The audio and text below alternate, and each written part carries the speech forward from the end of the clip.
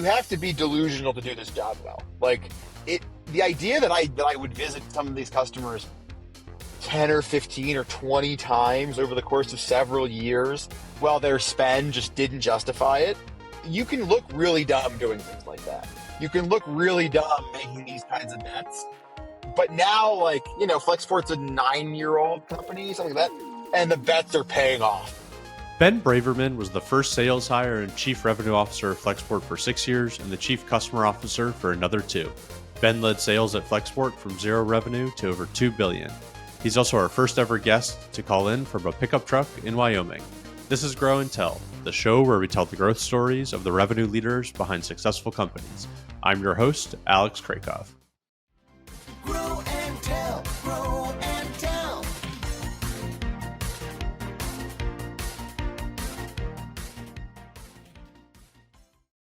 Flexport is a freight forwarder to help book, track, and deliver freight shipments. So not only did Flexport sales team have to cope with the usual challenges of growing a SaaS company, they also had to handle the real-world logistical challenges that come from working with factories, customs, and jumbo jets. After leading Flexport to an $8 billion valuation, Ben shifted to the role of venture capitalist running Flexport's VC fund. That's how I became friends with Ben. Flexport is an investor in my company, Doc. Recently, Ben started a new chapter as the Chief Business Officer of Hadrian, a space and defense manufacturing company. Today, Ben and I talk about why it's better to solve an entire problem for your customers rather than a subset of a problem, how Flexport hired and ramped up new sellers in a complicated industry, and what the future of space manufacturing looks like at Hadrian. I hope you enjoyed today's episode. Hey, Ben, super excited to talk with you today. What are you doing? You're calling in from a car? I think this is the first podcast we've recorded from a car. Where are you at? Yeah, man, this is a Ford truck. It was made for work, and so I'm working from it. No, it's awesome to be here. Huge fan of yours and the company, obviously, very tiny investor. So yeah, thrilled to be here. Thank you for having me. Yeah, I guess this is just what conference calls look like in Wyoming now. You don't have meeting rooms; you just do it from pickup trucks. Is what I imagined. Yeah, Correct. Dude, I'm trying to build a whole brand. TJ from PillPack is now a partner at Matrix, and he's like the leading mountain man startup guy. I'm trying to be the number 2. There's still a number 2 slot open.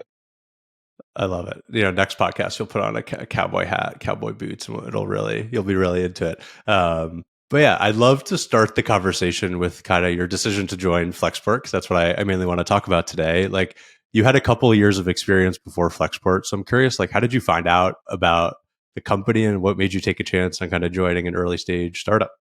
This is why it's so important, young people listening. You have to have a dog. If you don't have a dog, I don't know how you're going to find any success in this life. Because I met Ryan Peterson, the founder of Flexport, at the DeBose Dog Park in San Francisco. If you don't have a dog, you have no reason to be at the DeBose Dog Park. Therefore, you will not see a founder wearing a YC hoodie and walk up to them and say, "What's up, man? I work at a YC company. How you doing?"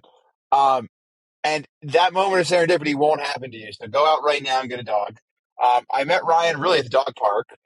It turned out it was his brother's hoodie. His brother, another amazing founder, was at NYC prior to Flexport. This is before Flexport was a company. But I met Ryan, and he was obsessed with this thing that was going to become Flexport. And he told me, like, you wouldn't believe it. There's $50 billion companies with basically no website. Many of them are built via acquisition. So when you go to their customer login, it's like 12 different logins for each customer. So like, depending on what they want, they have to log in 12 times. He's like, you wouldn't believe it.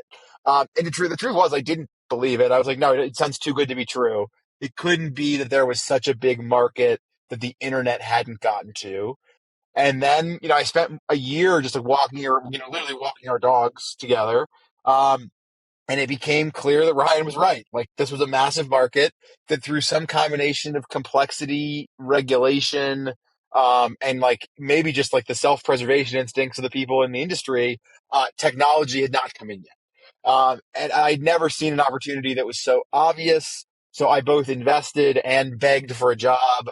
Ultimately, Ryan acquiesced, and we were off to the races. And can you set the stage a little bit for like what Flexport was like when you joined? Because I think you were the fifth employee, first sales hire, something like that. And was there even a working product? Was there a team? Yeah, do you remember what it was like? Yeah, I mean, so the product was basically there was a website. There was no actual customer login yet. We were only a customs broker. So Flexport was not actually moving cargo yet. We were only handling the regulatory filings associated with moving cargo. Um, and one of my observations, or maybe because I'm lazy, I didn't want to build a business in a narrow space. I sort of in the first couple of weeks went to Ryan and said, look, you've been working on getting this thing called an NVOCC license. It turns out this is not a nice to have. It's a must have. Like customers don't want us just to handle the regulatory filing. They want an end to end solution. And by the way, I think this is applicable to like every business.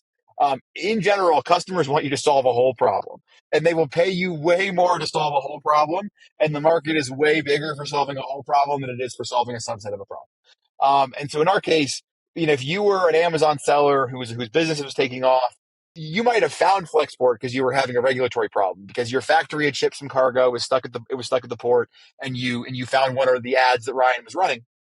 But ultimately, on your next shipment, you didn't want to have your factory ship it and have it stuck at the port again.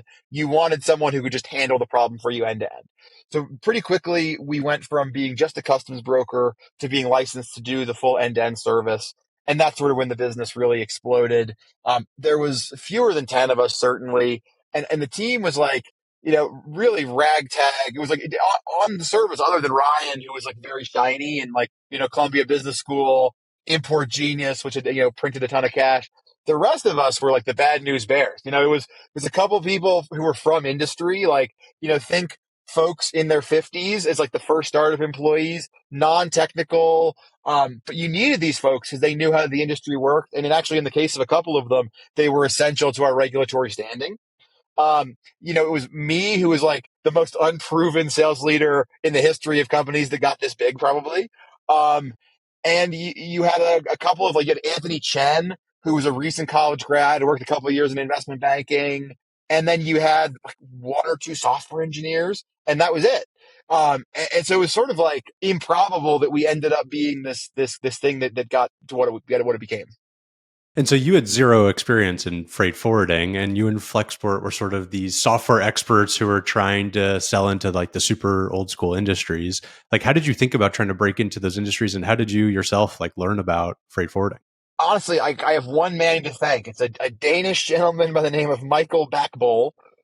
Michael Backbol, his retirement job, or so he thought, because he's now been working on it for almost 10 years. He always said he was like, he started at Flexport as sort of the catch-all guy who understood freight forwarding. He had been the GM of sort of a mid-sized forwarder. Somehow he'd found Ryan Peterson and was captivated like the rest of us. And he agreed to just be sort of like the guy who knew how it all worked. And so my first couple of weeks were literally sitting at a whiteboard with Michael. And this is like a super cool guy with a ponytail, like Danish guy in his 60s, rides a Harley. He like whiteboarded for me, like, John Nash, Beautiful Mind style, what global transportation looks like end to end and every micro process that has to happen for the end to end process to actually work. Um, it ended up being like literally 40 feet of whiteboard, just end to end across the whole wall of a loft office in San Francisco. And it stayed up. This crazy scroll he wrote stayed up on the board for the first year. And it's unbelievable what you can learn from someone if they're willing just to tell you all the secrets that they've learned over their whole career. Like Jeff Bezos has this quote that like he didn't have to start off that smart, but he spent like 30 years having all the smartest people in the world give him their best 5 minutes. And so now he's really smart. And I feel like we had sort of a similar situation where like we got 40 years of Michael Backbol's experience. I got it condensed into his best 2 weeks. And as a result, like I kind of knew the industry. And then so you had this like general understanding of the industry. And so then how did you apply that to these early sales conversations? Because I assume like the product didn't do everything on that 40-foot whiteboard. And so, yeah, like what did those early sales conversations look like? And was it sort of like customers were asking for specific features and you're running back to the product team to go build it? Or can you kind of take us into the room of those early calls? Yeah, the early calls, it's so funny. There's so many blessings we had at Flexport that I didn't recognize at the time. One of our many blessings was that we had this insane long tail of potential customers. Ecom was exploding.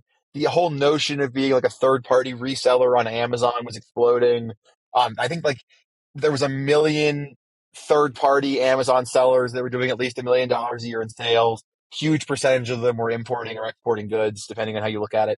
Depending on if they're in China or in the US on their residency. It was just a massive, massive market. And so we just knew we had to be volume players initially. Like the world was too complicated. You can't go after Apple on day one, but we could just go after a huge list of these Amazon sellers. And that was really like, it got us in the habit of winning quickly. Like it felt like, because we were talking to people who literally couldn't get service from the incumbent vendors. Like if you're an incumbent $50 billion freight forwarder, your company's built around serving the biggest conglomerates in the world. You have no time or patience for a first time importer. And guess what? There's now a million of those folks to go target. So like we started just fishing in the easiest, most well-stocked pond imaginable. And even though like, if you look at the operational CAC, and I don't mean the cost to acquire from a sales perspective, but the cost to acquire from hey, here's how freight forwarding works. Oh no, you have the wrong document. Oh no, you uploaded your tax ID wrong. Like these people just need, at least at this point, 10 years ago, needed an incredible amount of handholding.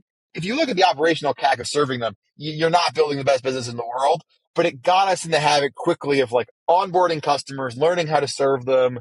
The stakes were pretty low. That was how we learned and cut our teeth. And then by the second year, it's so funny. It's amazing. You can build a company on an observation so simple. We had the observation that is the customer's core problem is they don't feel in control. It's like from the moment you pay your factory to the moment your stuff arrives and, for sale in the US or gets to your customer in the US, it can be months. And that's kind of nightmarish for a small business owner. So we were like, okay, let's look.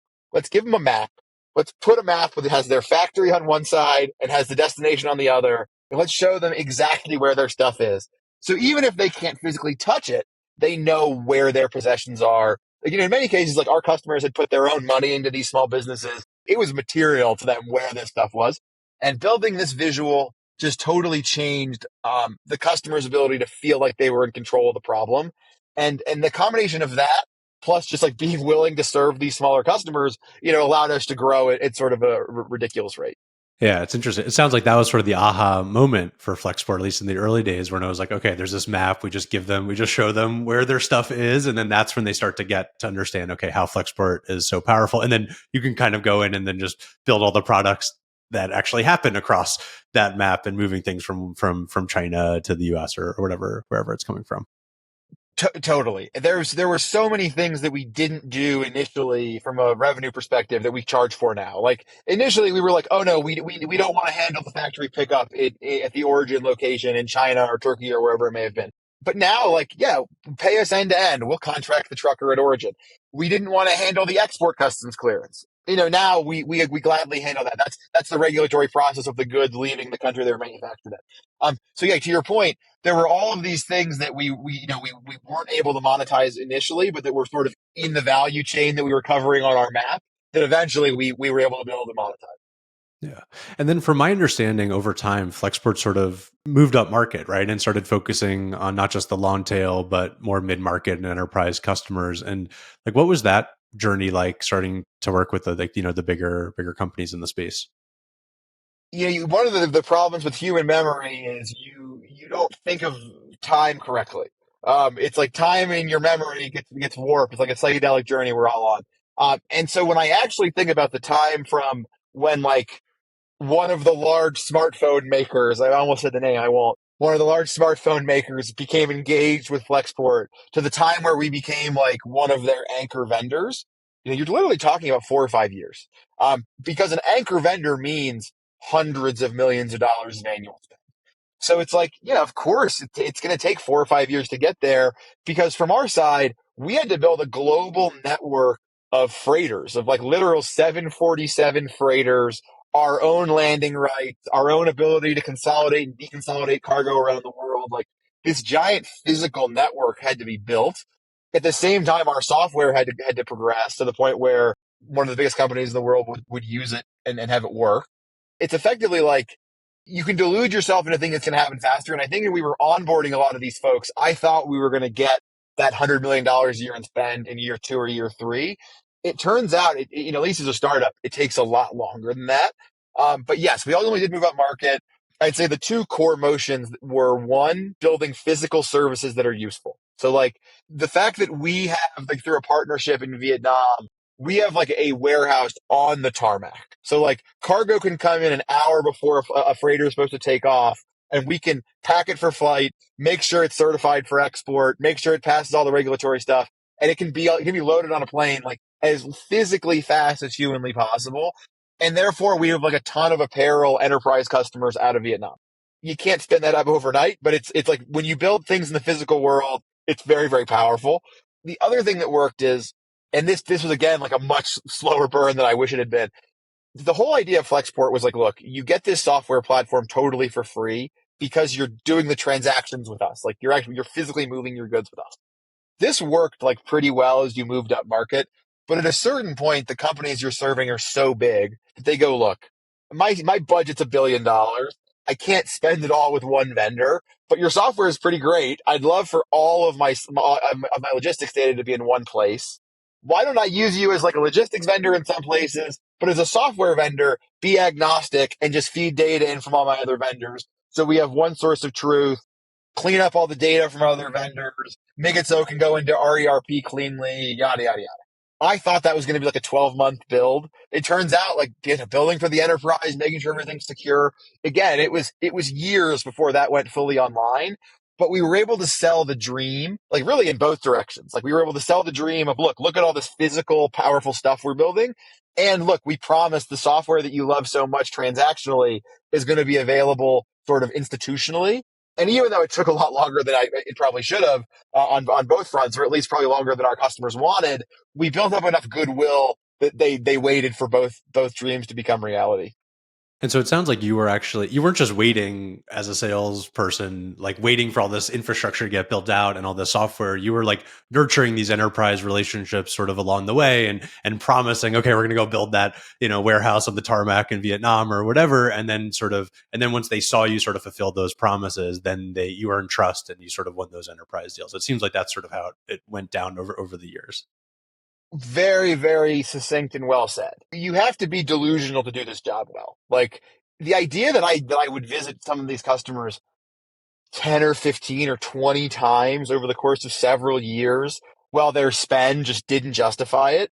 You can look really dumb doing things like that. You can look really dumb making these kinds of bets. But now, like, Flexport's a 9-year-old company, something like that.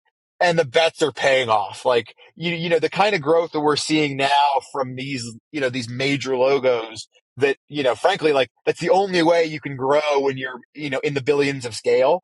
Like you just can't grow at 20, 30, 50% year over year unless you have these massive accounts that are giving you more and more share of wallet every year. There's just no other way physically for the math to pencil.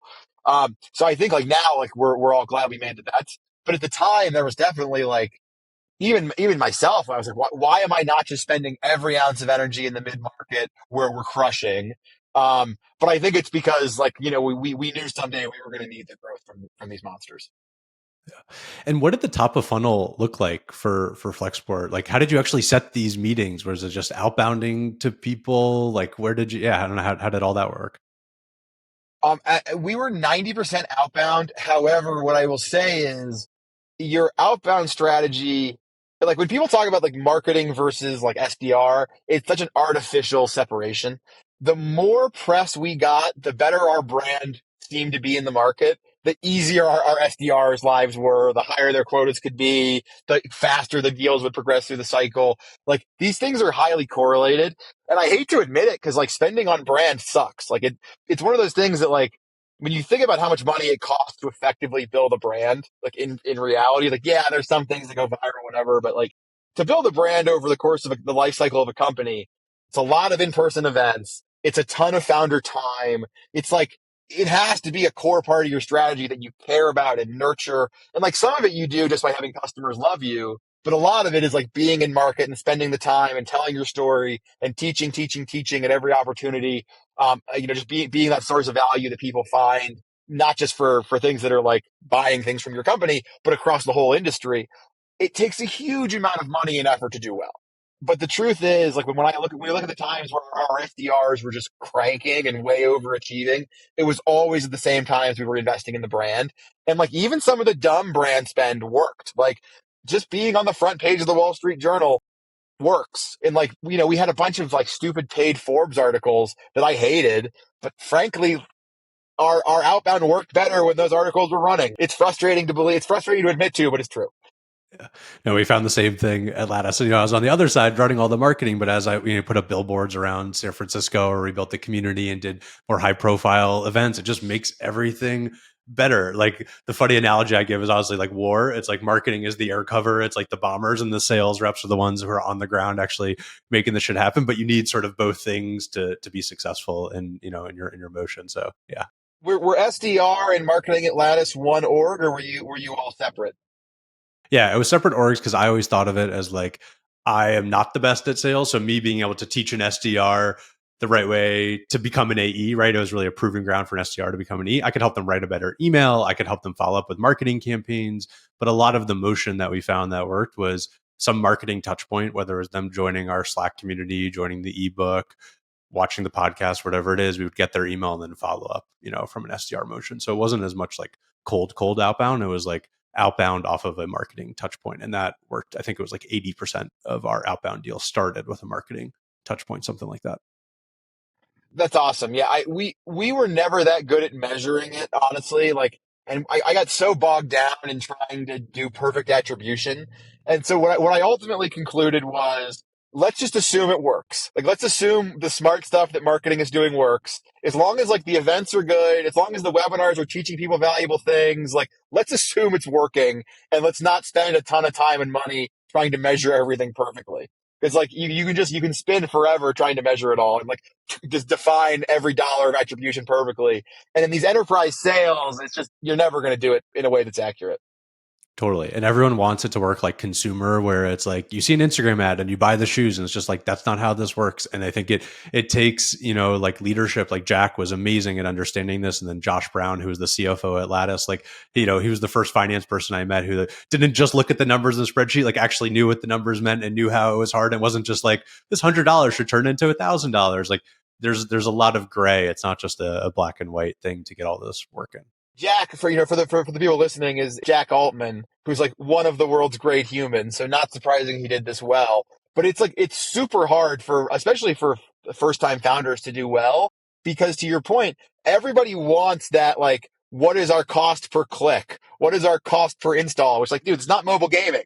We're not going to have that level of precision, sadly. But yeah, I'm not surprised that Jack did this well. Yeah, and it just takes so long. But yeah, it's an attribution. We could spend an hour talking about it. I'd love to talk though about building sales teams, because I think you were very methodical about building the sales team, and I think you would get shit for sort of not hiring fast enough, right? And so, could you talk about your approach to building the sales team? Yeah, I mean, I think we were so lucky that Parker exists, like Parker Conrad. All of us, like everybody with a great company right now, learn from Parker Conrad, whether they know it or not. Like the whole notion of like modern outbound, the SDR structure, all of it, like it being a compound startup. Like there are so many things that Parker taught us. When it comes to building the sales org, one of the many lessons we took from him was that you should not add reps to the team until their calendars are jammed. Where it's like your reps should be coming to you screaming, I have too many leads. I'm not closing enough business because I'm so spread. Hire more reps. If they're not doing that, it means that their days are actually pretty empty. And it means that anybody you have that is effective is actually being underutilized. And it means that like whoever you add to the team is going to be particularly dilutive, because they're going to be taking leads away from people who are already ramped up, who actually have capacity to work more. So like this is a beautiful lesson. I think we mostly honored it at Flexport. There was a few times where I think we overhired a little bit. Some model said we were supposed to go faster, or that a rep couldn't get more productive. But one of the things we saw was what a rep can do in year 1 versus year 5 is just unreal how different the number is. Where it's like the company's so much better, our deal sizes are so much bigger.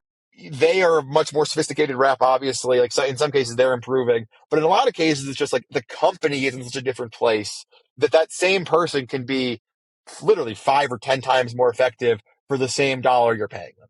And so if you don't believe that, the model says you've just got to hire some insane number of people to keep growing. What happens though is every time you overhire, this horrible thing happens to your machine where it's like, because there's not enough total opportunities coming in for the number of people receiving them, they're no longer fully busy. Therefore, their total energy level goes down. Therefore, they're less aggressive on the calls that they're on. And like this whole machine slows down because you're not running it at the right pace. And so, yeah, we got really comfortable with the idea that, yeah, individual quotas could double each year and people be fine with it because they knew it was possible. And we showed every time and time again it was possible. And did you have a specific like hiring profile for sales reps? Were you sourcing from a specific place? Like, how did you think about kind of who to bring in? Yeah, I mean, so I have a couple of recruiting like third parties that I relied on for years and years and years that I've been super loyal to. I generally don't like using internal recruiting for sales roles. I think internal is not there are companies that do sales hiring really, really well. And in the first couple of years of a company, you don't have time to figure out like how do I build it's hard enough building your sales motion. Building a recruiting motion is building an entirely second sales motion inside the company. And chances are you're not going to have the caliber of people working on it that you're going to have working on the core sales motion. Like that's just how the market has allocated talent for the most part. And like in some cases that's totally wrong. In some cases you have talent partners that are like way better than their counterpart in sales. But in general, like sales roles are more highly compensated. So people who have sales skills tend to go to them. So you have a lot of folks who have less of a background in building like a systematic sales process in a talent function, especially in a super early stage company. So I like to use third parties. I don't negotiate with them generally on fee structure. Like I have a couple of partners who I think they charge like a very fair percentage of base. They're able to get me candidates within like 14 days of starting a search that are like to a T what I'm looking for. And in general, like Flexport and Hadrian are very different companies. But like Flexport really was 3 businesses in one. It's an SMB business, a mid-market business, and a key accounts business or enterprise business, whatever you call it. Each of those sales is a totally different profile. So like the SMB motion, what the people we saw that were the best at it, it was purely a function of positivity, energy, project management. Because like one of our SMB sellers might literally do 10 or 12 demos in a day. There are some people for whom that is a nightmare. There are some people that like at the end of that day, they couldn't even talk to their spouse kind of thing. And there's some people who like, that's awesome. Like it's super high volume. They hear yes a lot. It's super fun. That profile for SMB generally does not translate that well into key accounts. Like SMB, you might get 10 dopamine hits a day. And so therefore you do 10 demos a day, super fun. You don't have to know that much about the client's supply chain. You don't have to be an expert in transportation. You know, the profile for mid-market is very different. Our mid-market profile is a road warrior. So like our SMB seller in office, on the phone, demos on Zoom, super high volume, onboarding your uncle who's selling Moscow Mule party sets on Amazon. Our mid-market seller is a road warrior who is basically like, they're selling to a professional buyer of this commodity. Like their customer, literally their whole job is to buy transportation services. They have no other job in the company generally. It's that important to a supply chain. So you have someone who owns it. They are not going to buy from someone they don't know and trust. These are 7-figure annual deals. These are, committed contracts where like we're going and signing a contract with an ocean carrier, basically saying, hey, this customer is going to ship so many thousands of containers with you. The customer is agreeing to do it. Everybody believes the supply chain is going to run smoothly. It's an in-person sale. It's highly methodical. But it's not like a key account sale in the sense that there's no integration. There's no ERP to figure out. The process is pretty much the same on every account. You can onboard, maybe not 20 of these folks a year, but a good seller will have 5 to 10 of these accounts on board a year pretty predictably that are spending 7 figures. And there it's like, it's a relationship sale. It's really the customer needs to feel like you are an extension of their company because they're not quite big enough to have a size logistics team that they need. And they need Flexport to fill that role. And they're almost interviewing the people we send to be members of their team. Key accounts is like your BCG, your McKinsey, your Bain, your Deloitte, whatever your, consultancy of choice is. We are mapping an organization. We are onboarding in some cases 30 or 40 people to the software, making sure they all know how to use it, making sure Flexport has been customized so that when one division logs in, they only see data that's relevant to them. It is like a project launch. And even if they're not buying the software platform, even if it's a purely logistics quote unquote sale, even if it's just someone who wants to buy $50 million a year of air freight from us, it's like, hey, we need to build a process to make sure that we understand how to pick up cargo from their factory, get it to the airport, make sure we understand how everything needs to be packed for transport. It's like it's a project plan where you're talking about potentially 9 figures to spend, and the timelines are years. So it's like very low dopamine, very high stress, tons of project management, and the engagement looks a lot more like a consultancy than a sale. What was this like for you personally? Because I mean, Flexport had offices all over the world, and then you have these sellers traveling around all these different places and different segments of the team. Like, yeah, what was that like for you? Were you traveling like crazy, and how did you just kind of manage all of this stuff? Yeah, my wife is a living saint. I was on the road every single week for the most part, which was like cool pre-children, much harder post-children. And like pre-children, like she would come along on a lot of trips. Like her job was flexible, and that was pretty awesome. And then post-kids, where she was like, having to be a mom, there's no way to be good at the job of CRO of Flexport and not be on the road constantly. Like I truly believe it's impossible because one, the deals are so big that like, on the enterprise side, you need a C-level stakeholder involved to sell something that costs as much as the 747. Like you're going to need C-level engagement to get those deals over the finish line. You have so many different people in so many different offices, all of whom are running, frankly, very different kinds of businesses that you've got. Like the SMB business, maybe you could run more remotely. You could use Gong to listen to a ton of the calls. It's a lot more of like a metrics, drive by the numbers kind of approach. The team was so spread out geographically. The customer was so frankly invested in us seeing them physically that, yeah, no, it's a brutal, these businesses are brutal to scale. And when you look at, anybody from this industry, like people age quickly. And I think one of the things you did that was really smart was you had this like squad model. I think I've heard you talk about this, where you gave sellers a lot of leverage and it kind of helped them with this big project management component of things. Can you talk a little bit about that? Yeah. So what we figured out pretty early on is the customer didn't want to talk to anyone about like an operational problem that couldn't actually solve their problem. So like you couldn't separate customer service from the actual operations of the company that easily. And so what that meant was if you're a seller, if you didn't have a team supporting you, like even though obviously like it's other people, like we're not driving the trucks. For the most part, we're not driving the boats or the planes either.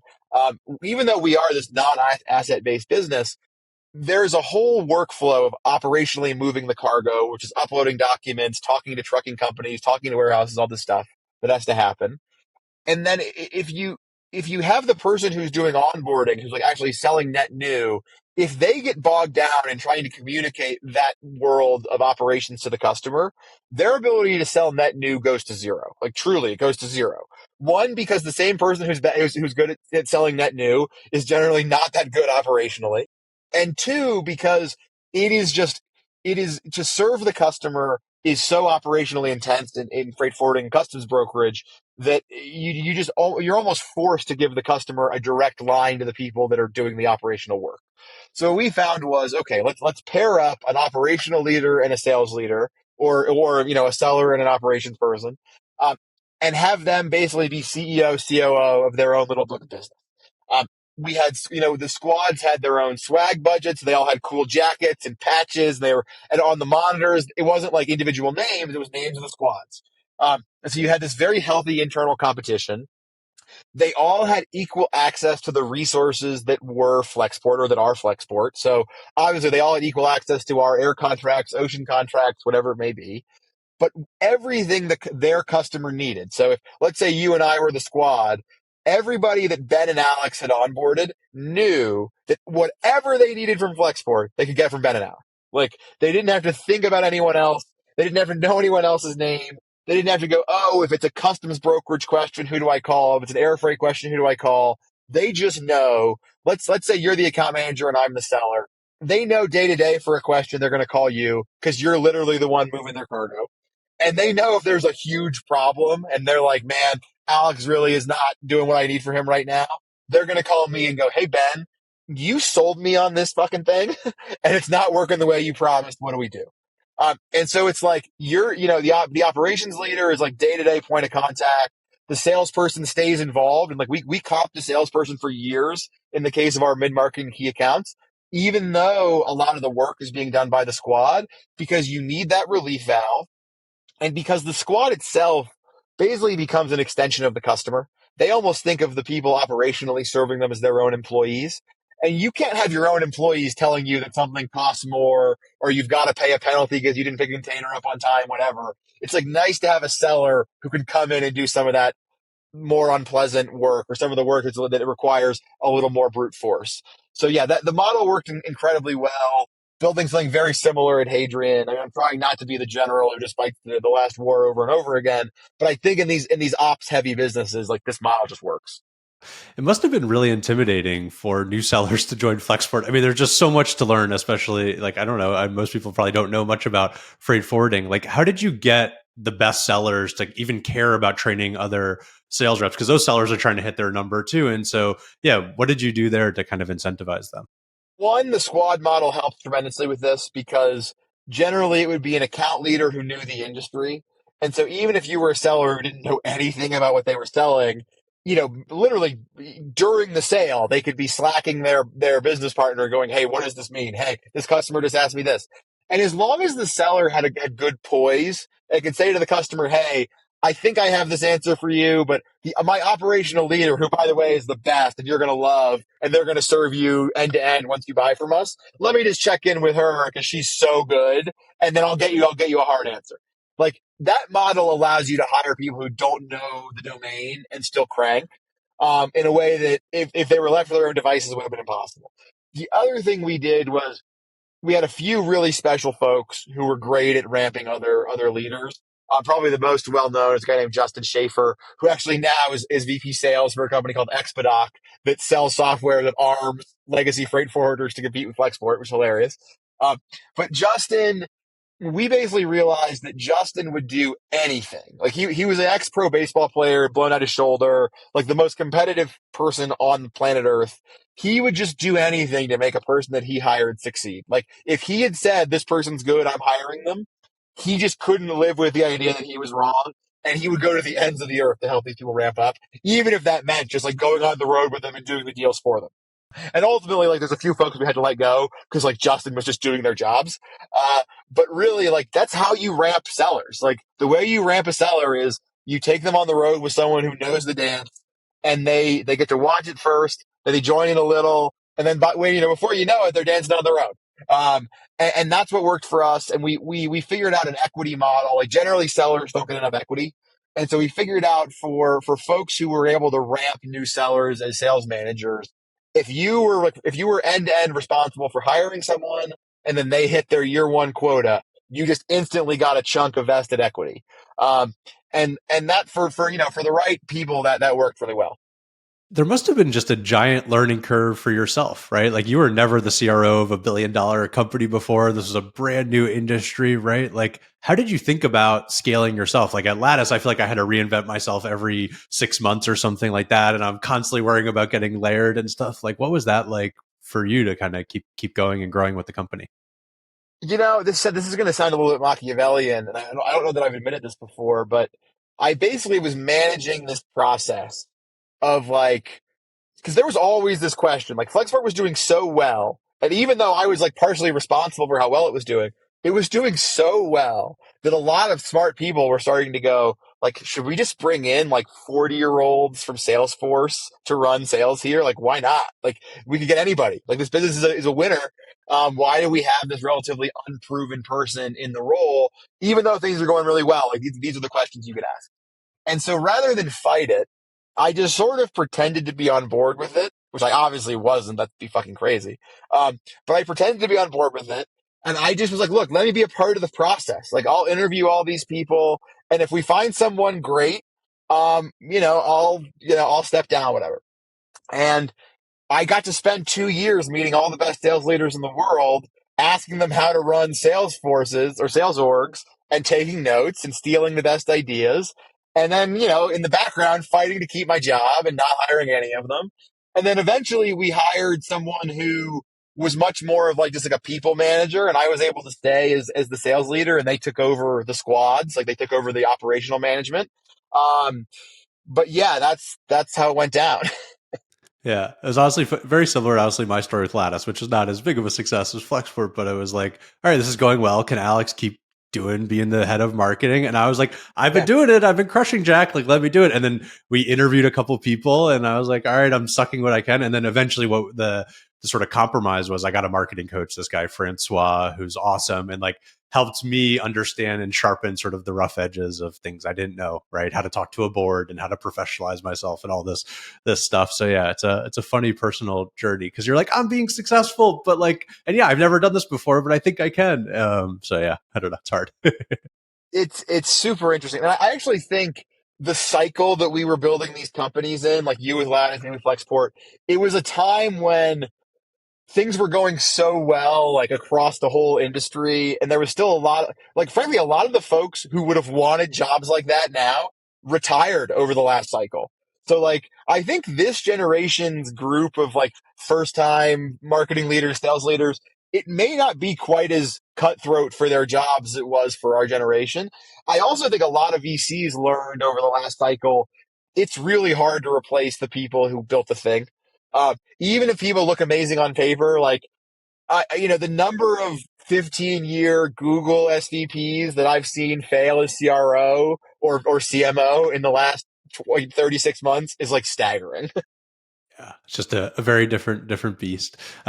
All right, I'd love to talk about what you're up to now, because you're working at Hadrian and you're the CRO, and Hadrian does space manufacturing. What is space manufacturing? Can you tell us what you're up to? So I would say the company that's really doing space manufacturing is Varda, which is Okay, Delian's company, one of our big investors. So Varda, they're sending a capsule into space, and they're like trying to actually manufacture in space. Hadrian is much more down to earth, both literally and physically, in that we just have factories here on planet Earth that make things both for the space race and the defense industry. Um, gotcha. Okay, I'm not necessarily the most creative person in the world, and I found a company that has many parallels to Flexport as I possibly could, which is like highly regulated. In the case of Flexport, it's regulated in the sense that like being a customs broker is super regulated. Being a freight forwarder, like being able to buy and sell ocean freight, is regulated because they want to avoid price gouging. Um, Hadrian is regulated by something called ITAR. So effectively, ITAR stipulates that anything that goes into like various parts of the sort of most important space and defense supply chains have to be manufactured domestically, like even down into the source materials, like the raw aluminum, steel, whatever that goes into an F-22. All of it has to be U.S. sourced, U.S. manufactured, and that's for pretty obvious reasons. Like pretty easy to attack for an adversary to attack us in the supply chain if the supply chain is not U.S. controlled. So this is all highly regulated. It was also a jobs program in the sense that after World War II, this regulation allowed like tens of thousands of machine shops all around the U.S. to spring up because, hey, all the stuff for the military supply chain and the space race has to be made here anyway. Let's build a machine shop. And like over like 1940 to 2020, there were a lot of families that built amazing lives, a couple $1 million a year of EBIT on like one little location, selling one or two parts into the DoD supply chain. What has happened now, though, is the folks who are running those companies have retired. In many cases, the companies have been sold to private equity. Their sons and daughters were not interested in running machine shops. And so now the number of shops that are actually what are like basically certified to do what I would call like real space and defense manufacturing, there's only 2,000 of them left. There's like 20,000 machine shops or so in the US. 2,000 of them have the kind of certifications that we have that allow you to serve like human space flight, rockets, like things that can go boom. There's like a very limited list of vendors that can do it. There's an even more limited number of machinists that can work inside of these companies. So the estimate is like ballpark. We would need 1 million more skilled machinists tomorrow just to meet the current like space race and NATO demands. So like not going to happen. The whole premise of Hadrian is, can you use software and automation to allow someone who does not necessarily have 5 or 10 years of machining apprenticeship behind them to get in front of $1 million CNC machine? So CNC is a machine that's either cutting into or taking metal around a block of aluminum, steel, titanium, Inconel, whatever it may be. Can you put them in front of $1 million machine, making a $2,000 part that's gonna send a satellite into low Earth orbit? And can you have them doing it in 60 days instead of 5 years? And the answer with Hadrian seems to be yes, that it is possible if you constrain the environment enough. So it's like we have built the most, in some ways, complicated but automated process for taking a 3D model and making it into a part with as little human involvement as possible. So it's like very complicated from a software perspective, but from a human perspective, it's really as simple as like follow a list of instructions on a screen, insert a piece of metal in exactly the way the screen is telling you to visually. The machine checks that it was inserted correctly, and then the machine runs. So like, our overnight shift where you have these $1 million machines running overnight, making tens of thousands of dollars worth of parts. It's overseen by one gentleman at home on CCTV who started as Hadrian's first security guard. And like, it may be that something, that there's something that can break overnight, of course, but there's enough redundancy in place that if one operation fails, another operation just starts in its place. And in the morning, when the engineers get in, they can troubleshoot the 1% edge case that didn't work overnight. So it's pretty amazing. Yeah, it's crazy. I mean, you just talked about a bunch of stuff I didn't even know existed or had never even thought about before. Like, what does your early stage sales look like? I guess it sounds like you're selling to the machine shops and like the actual factories, or is it like, because originally I was like, oh, it's government contracts or you're selling to Lockheed Martin or something, but it sounds like you're actually deeper in the supply chain and kind of working up. Yeah. So we're selling both to the primes. So a prime is like a Lockheed or a Northrop, it's basically anyone who has the direct contract for the final product with the DoD. So we sell to a lot of those people. We sell to a lot of aerospace suppliers. So think of like the companies that supply engines and components to the aviation industry. Those are our big customers today. One of the biggest challenges at Hadrian is that we don't have the long tail like Flexport had. In many ways, like we're very blessed. Like these markets are big. Our customers can spend hundreds of millions or, in some cases, billions of dollars a year just on machined parts, and they have to buy them domestically. So, we're not competing against government subsidized operations around the world.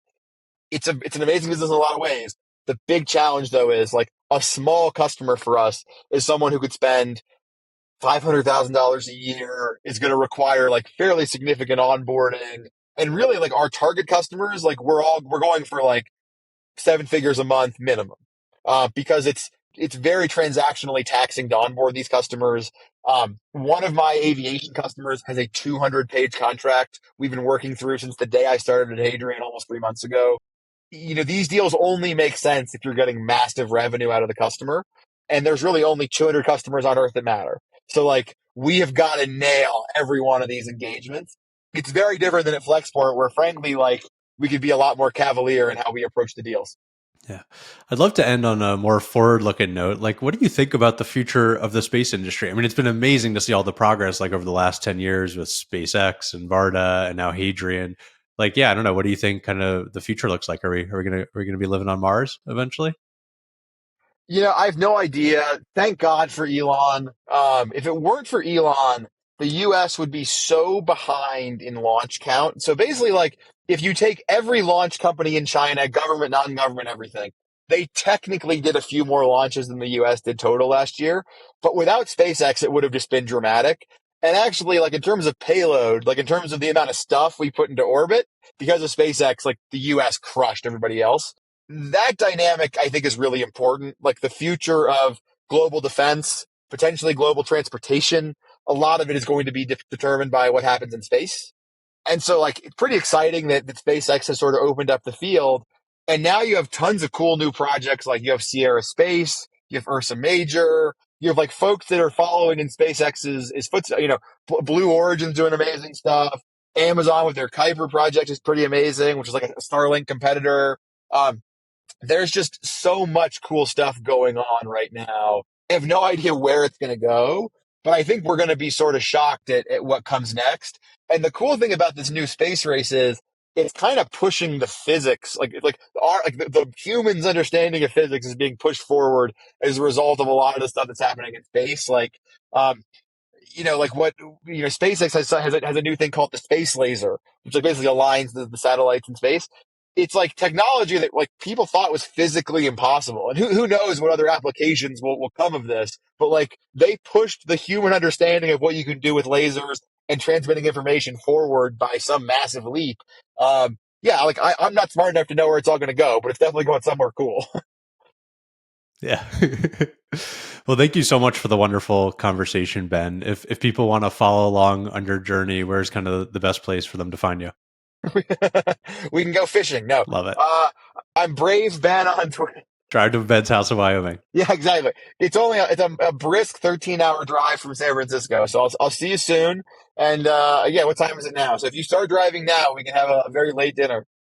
Yeah, and you're already in the car, so I know you're coming over to my house later. All right. Thank you so much, Ben. Take it easy. Thanks, Alex. That's a wrap on another episode of Grow and Tell. If you enjoyed the show, subscribe to us on YouTube or your favorite podcast platform, or find every episode at growandtellshow.com. I'm your host, Alex Krakov. Thank you for listening.